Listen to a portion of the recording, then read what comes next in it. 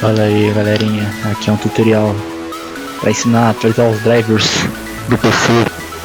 Primeira coisa, tu vem aqui, drivers, assim ó, drivers, tu vem aqui, aí você manda tomar no cu,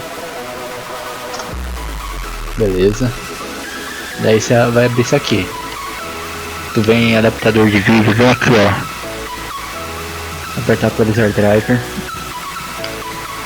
daí você clica aqui ó, se já tiver atualizado vai aparecer isso, se não tiver vai começar a atualizar aí, daí você faz isso com isso aqui ó, faz com isso aqui também,